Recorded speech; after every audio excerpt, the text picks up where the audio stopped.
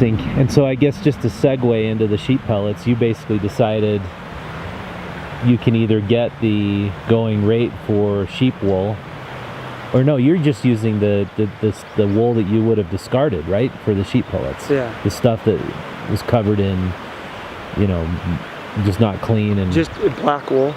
Yeah. Black wool is no good, and so you don't get a good price for it. Mm-hmm. And so a lot of people are just like, I throw that away because it's not worth. I can't afford to ship it somewhere to have it sold, and there's no buyers for it.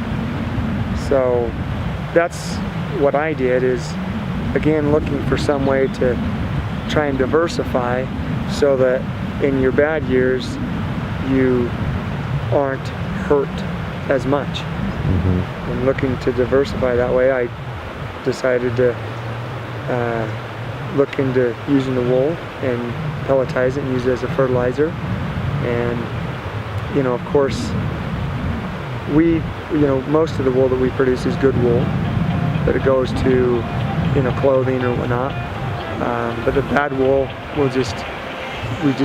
we'd still sell.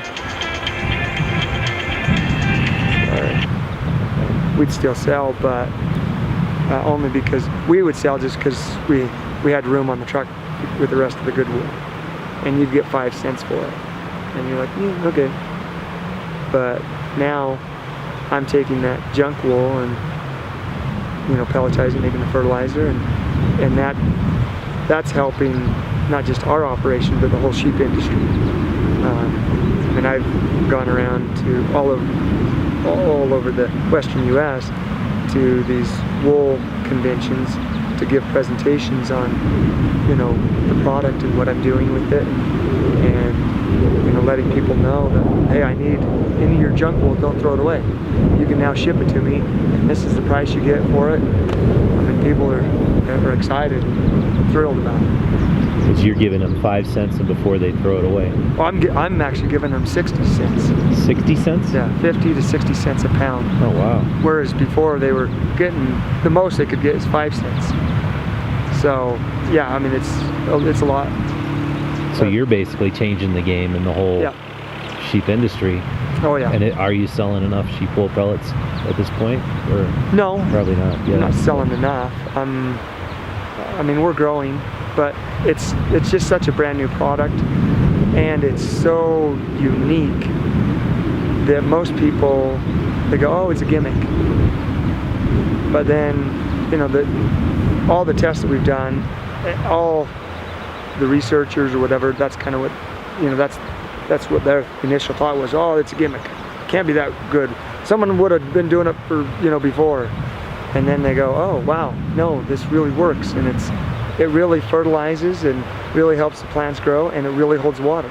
So, so it is growing that way. And as we are getting it more on the market, there's more sales. So that's, I mean, my hope is that we can have, enough sales, and I don't know why there wouldn't be enough sales for the whole nation, for the whole country, and so that every sheep producer out there says, hey, this is great. And you got a patent on it? I do. Nice. Yeah. So. Well, cool. So you basically saw they were pelletizing fertilizer or pelletizing wood, and you thought, why not pelletize sheep wool? Do you want to explain that in your own words? Or? Yeah, basically, I mean, like I say, we started doing the compost together, and we were just kind of gentleman's agreement partnership on the compost. He brought the wood, it was his trucks, it was all of that, and then they were just going to sell the compost along with their colored mulches. And as I started making compost and getting into the fertilizers, and that's what made me start thinking about the sheep wool and wondering what value there was there.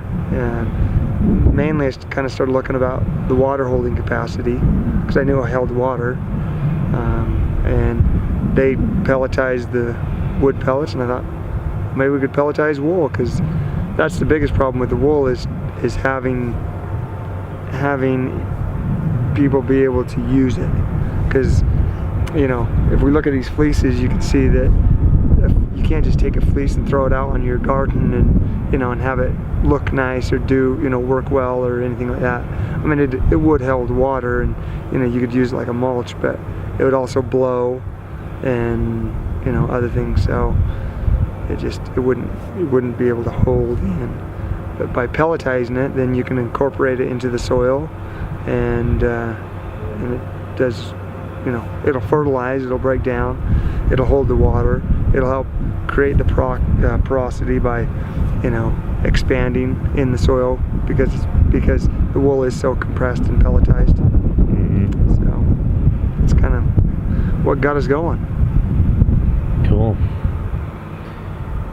And you're taking well, you explained that already. You're taking a byproduct, which was almost worthless, yeah, and finding a way to monetize it and make it a whole lot more valuable. Yep. To farmers and consumers. Yeah, a value-added product for agriculture, farmers, and. Well, you look at like the main ingredients to do organic farming and organic fertilization. You're using the animal, waste. Yeah. And then you're using blood meal, bone meal, which are also animal byproducts. Right. It kind of makes sense you'd be able to use another animal byproduct. Yeah. So, yeah. If you want, we can look at. I can show you the whole fleeces and then the wool pellets afterwards. Yeah.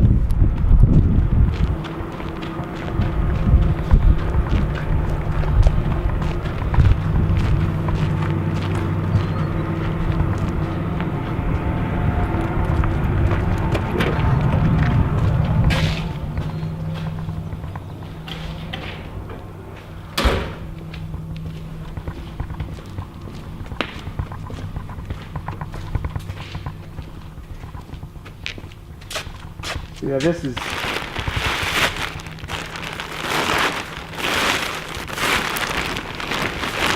just a guy brought this yesterday, and this is basically like bellies. It's just really short. Mm-hmm. So they couldn't buy that at like the wool mill, I guess. So they could. They're just not going to give a really great price for it. Mm-hmm. And so like this guy bringing it, it'll have a lot of vegetable matter, which is poop, mm-hmm. and that in it. And so this guy that actually brought this, typically he would have just thrown this away, because he's like, yeah, it's not valuable enough to haul it anywhere and do anything with it. And he actually shears sheep. So he'll shear a small farm flock for someone, and the person with a few head of sheep will say, well, what am I going to do with that stuff? So he usually would take it and then just throw it away or try and find someone that may want it. Mm-hmm. But now he's like, oh, this is great. Now I know someone who wants it, like all the time, and so they bring it here and we weigh this and sell it. And this bag here was 16 pounds, and so I mean that's the thing about the wool. So he got like $12 for that. Yeah. He wouldn't otherwise got anything. That he wouldn't have got anything. But that's the thing, is it takes up a large volume, even though it's not a lot of weight. Yeah. And then from here it goes to the woodscapes in. So from here, from here we, I have a small mill that I can pelletize the wool here with. I'm getting it refinished on the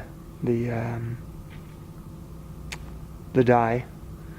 So, but to do large orders and that, we'll take it down to Salt Lake and to Woodscape, and they'll pelletize it there. And when they do that, then we have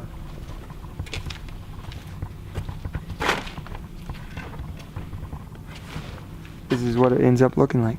Cool. Yeah, that looks like fertilizer. So yeah.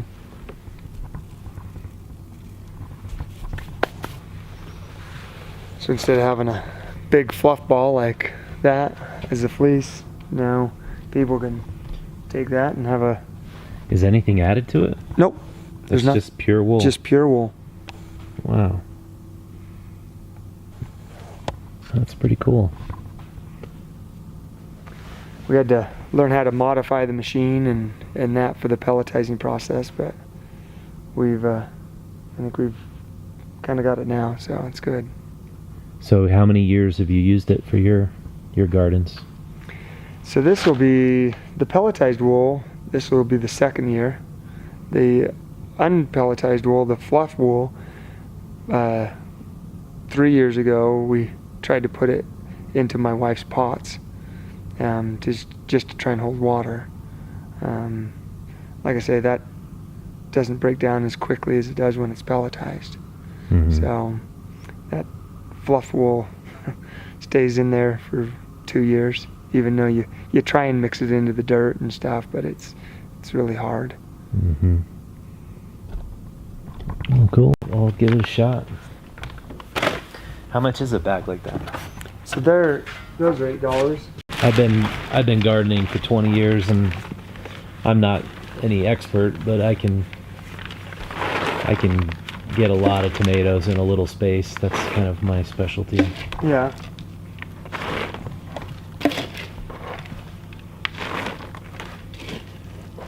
Is that the top of a barricade cone? Yeah. Yep.